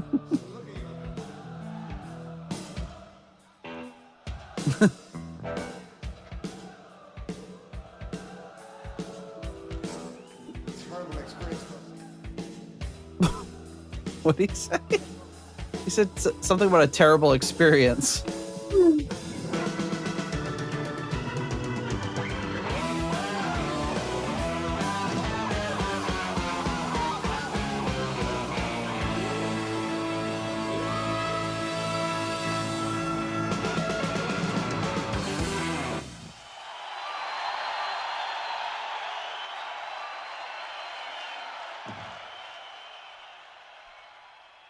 All right. That brings us to Woman from Tokyo, which they did not seem to play in the Phoenix show, maybe because Richie broke his finger. Mm-hmm. Is this the one that segues into the Buddy Holly song? I believe so.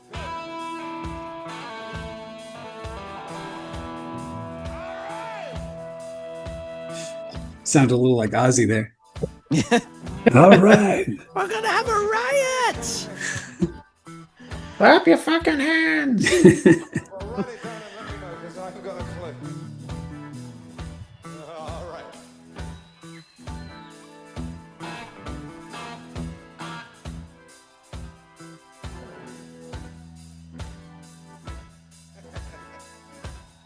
Nice knowledge. And this was one that they did. I think we talked about this when we did the Nebworth episode, but they would do this live and they never really rehearsed it. So their plan was, we'll do it until as much as we remember, and then we will break into something else. And that's probably why, in this case, it goes into Buddy Holly. This song specifically? Yes. But it's funny that 3 years after getting together, they still didn't bother to learn it. They're like, no, we just play it until we kind of forget what's happening, and then we.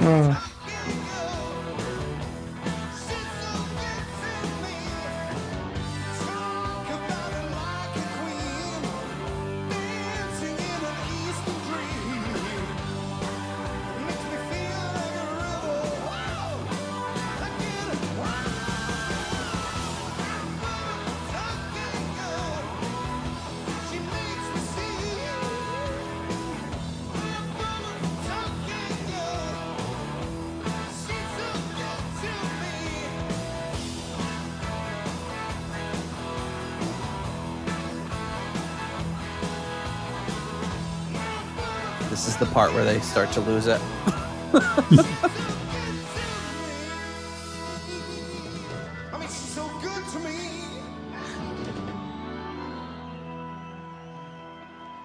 Hey, nobody's perfect. Anytime there's a mistake on the album, that's you have to Overdub default that. to.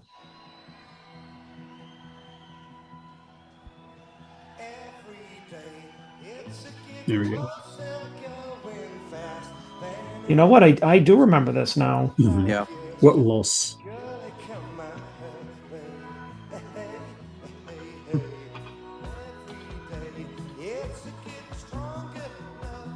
And didn't we always got a kick out of this, right? We did. Yeah.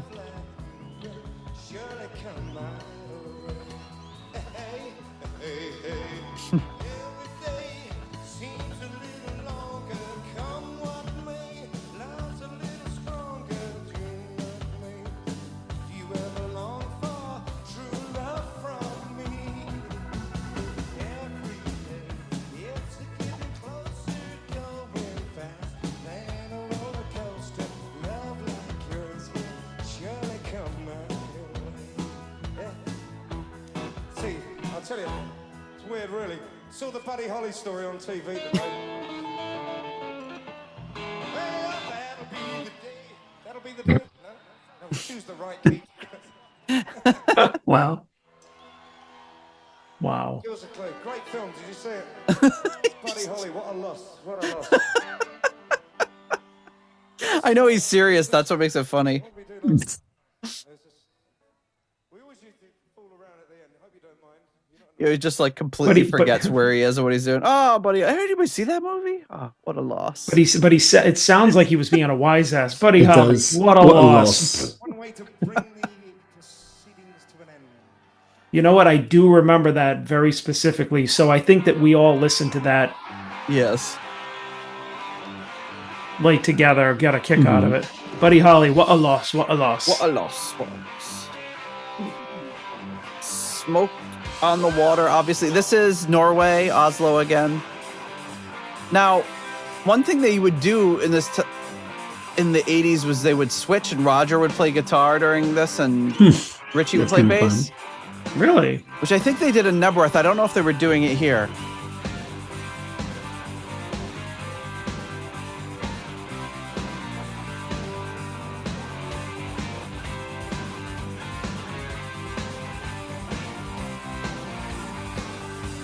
We all came out to Montreal on the Lake Geneva shore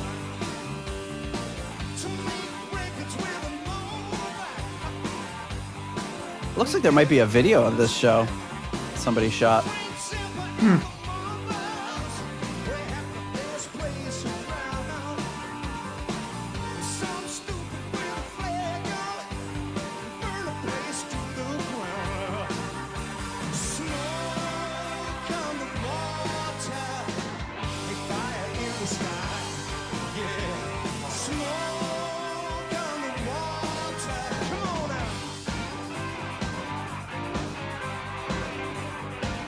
If you listen to the guitar and bass, try to isolate them, try to hear if you think it's Richie.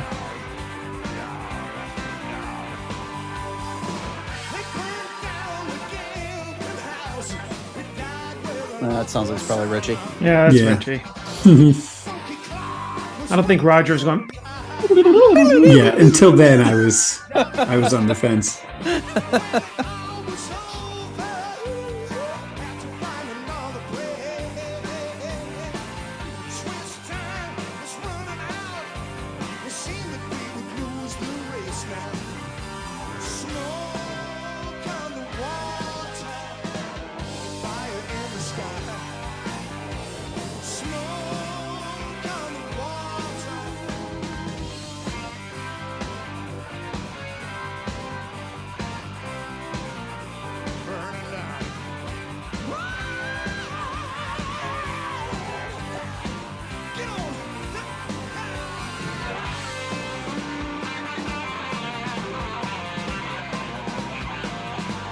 It would be great if they let Roger do the That's- guitar solo.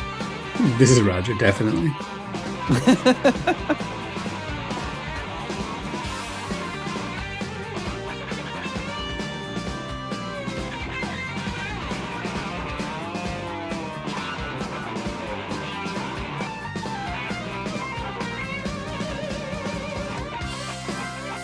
Oh, you know what? I think I have a bunch of pictures back here. Who knows where they are and all this mess. But I have like a stack of pictures from Nebworth, and I know there's one of Richie playing playing the bass. But I don't know if there's one of showing Roger on the guitar.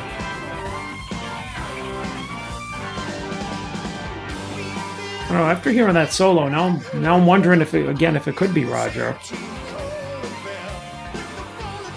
I mean, we don't know what he sounds like. We don't know if he could do a good Richie impersonation or not. We don't know. We've never heard it. All we know is he can't play an F major chord. Right. Remember? Yes. He told us that he can't do the F bar chord. 'Cause he can't get I his feel like finger that to lay probably flat. means he can't do that solo. That's what I was saying. I was like, really?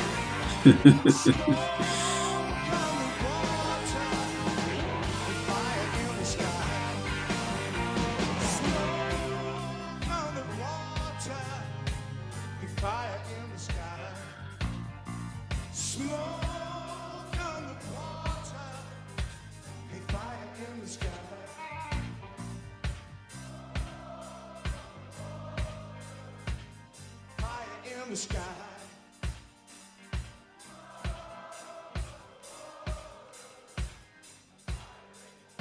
I got a few things to say, which I'd just like to mention right now. First of all, we've been in town for about 3 days. I've never in my life spent a more enjoyable 3 days as I have in Oslo. It's absolutely fantastic. You people have been Need so nice. John in the audience to go, bullshit. I've been drunk from 9 o'clock in the morning until 9 o'clock in the morning because you've all been buying me drinks. You're sensational. And thank you to all of those of you who travelled such a long way. And I know you've come a long way from this, from Trondheim and everywhere. Yeah.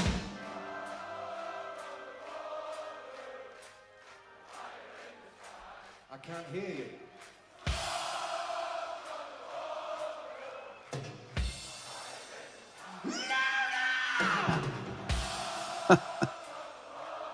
Trying to find this picture for you.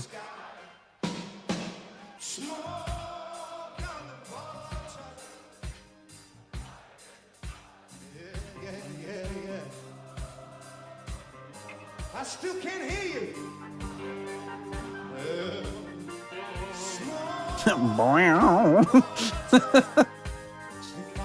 You usually have a Bald Mountain King in there.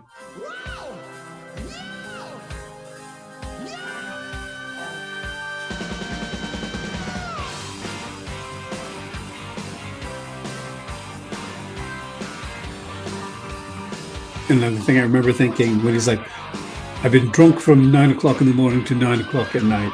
Are you sober at 9:30 p.m.? I'm guessing no.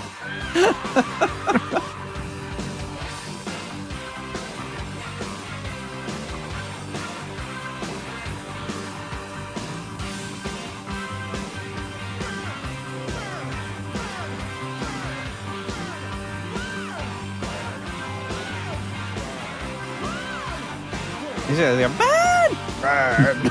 Yep. So here's Richie at Nebworth playing the bass for Smoke on the Water. It makes me wonder how long they played it for. Like the whole song or just part of it?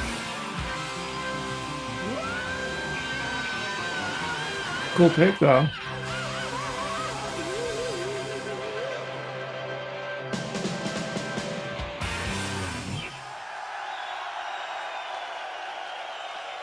All right.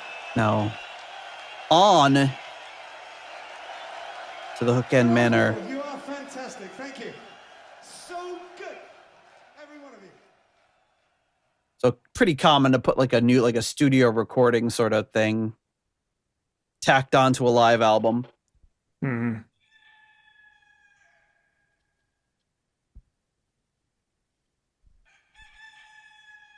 I still never understood the rooster. They want the rooster to hush.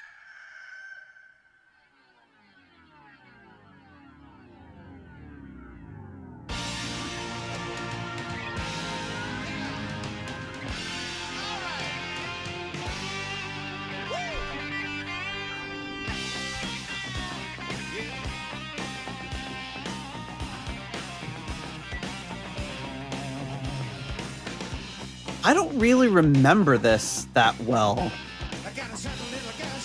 as being part of the album, but must have heard it just as much as the rest of the album. Was it on the original? Yeah.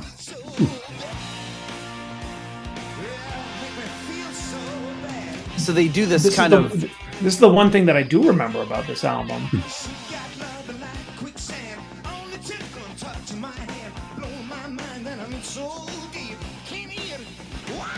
It's interesting because the idea, from what I understood, was that they took this to kind of make it their own in the 80s and then reincorporate it into their set and make it part of the Mark II experience. Right. But when they play it now, it sounds so much closer to the original than this does.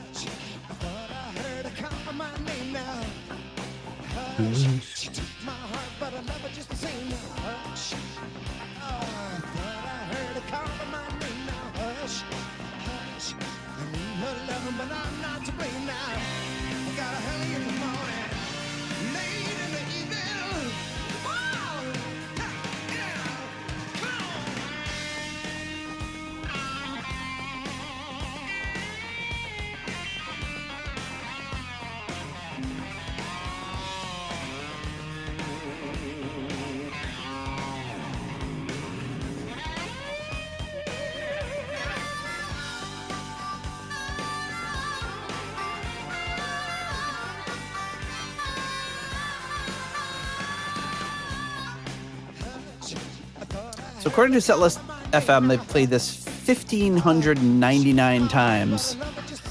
Wow.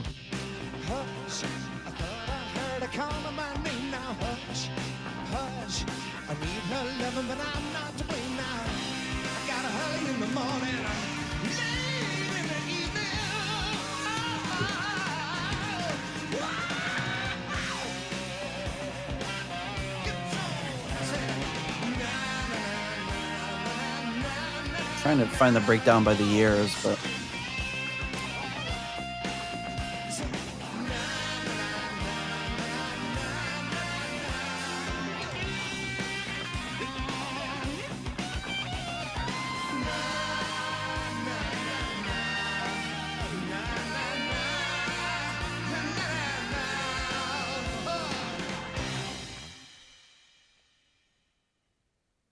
it's weird, like after a live album, to hear them complete a song and that they are clearly playing live with just no crowd reaction. Mm. Just, but yeah, there you go. Perfect Strangers. Before we wrap up, what do we have to do, John? What's the last official task that we have to do before we end this episode? Don't you have more patrons to thank? Ah, there it is. Yeah. Patrons, our foundation level patrons. So coming to us at the £3.50 Deep Purple New York tier, we have Lord Longford. At the £3 Aromatic Feed tier, Simon Ford and Richard Brees. At the €3.50 tier, Weston Supermare Pilgrim. At the 293 pence tier, we have... Where the hell is it? Oh, here he is. Blackmore Tights. At the $3.33 Halfway to Evil tier, Stephen Sharp. And at the $3 Nobody's Perfect tier, we have Peter Gardeau. Skipity, Ohio Riz. Ian DeRosier.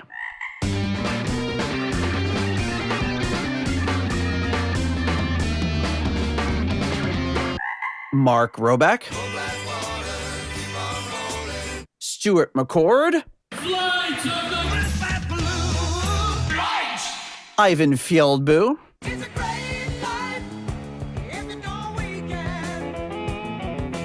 Runar Simonson.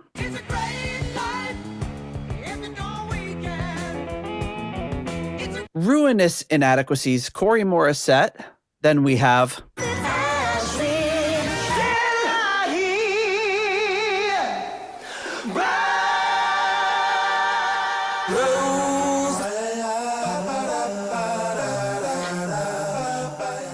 Joe Dopefish Sigler.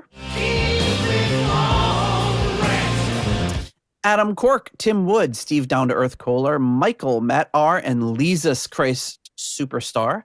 At the 10 Cold Hard Danish Kroner tier, we have Karsten Lau. Cold Hard Danish Kroner. And at the $1 made up name tier, we have the My Woman from Leaky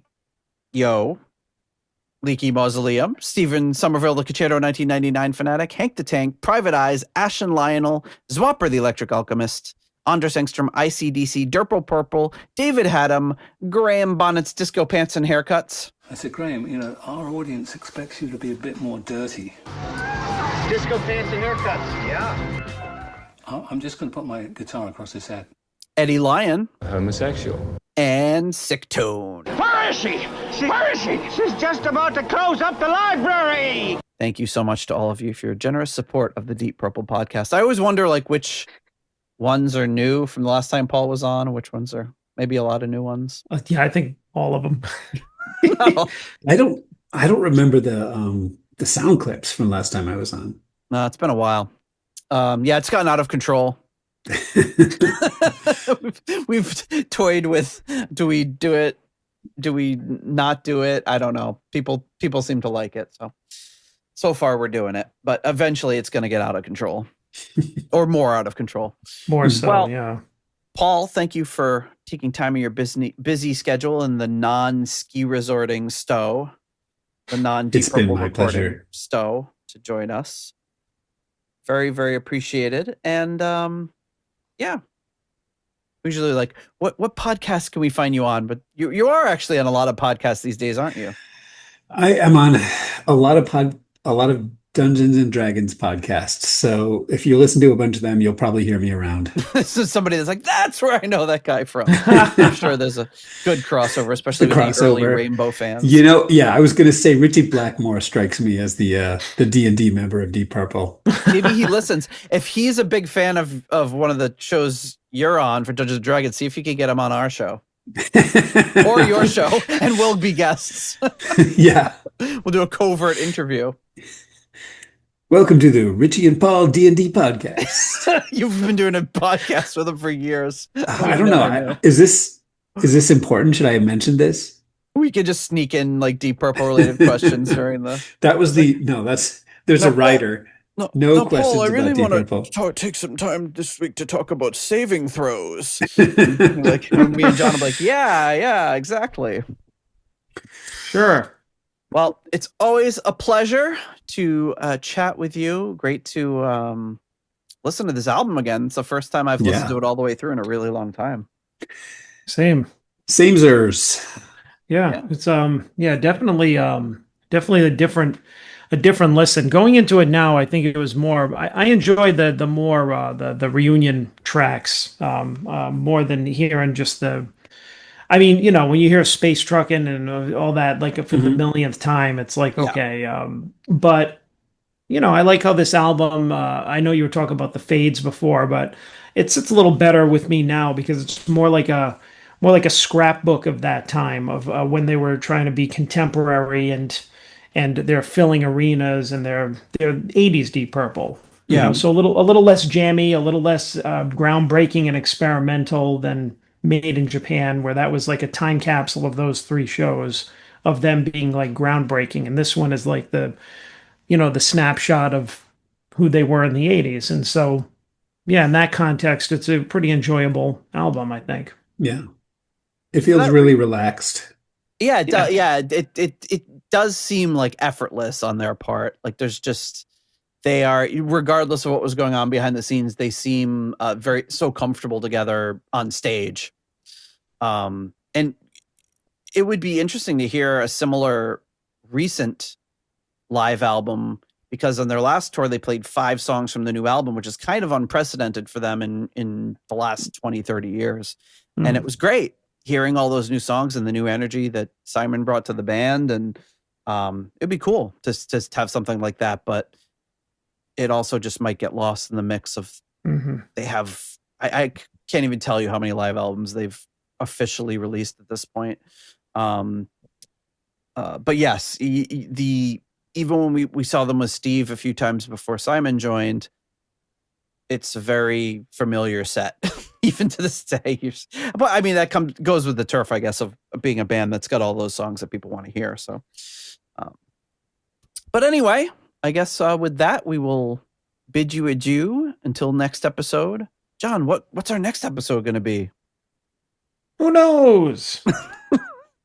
All right. Isn't that what you like to say? Yep. We'll see you next week then. If you like the Deep Purple podcast and would like to support the show, please consider joining our Patreon or donating on PayPal. Patrons get full access to the podcast, Discord server, ratings, spreadsheets, and live stream invites. You can also leave us a 5-star review on Apple Podcasts to help new people discover the show. You can follow the show on Blue Sky, Facebook, Instagram, or Threads. You can also check out the website at deeppurplepodcast.com for show notes and more. Contact us via email at John or Nate at deeppurplepodcast.com. Thanks for listening.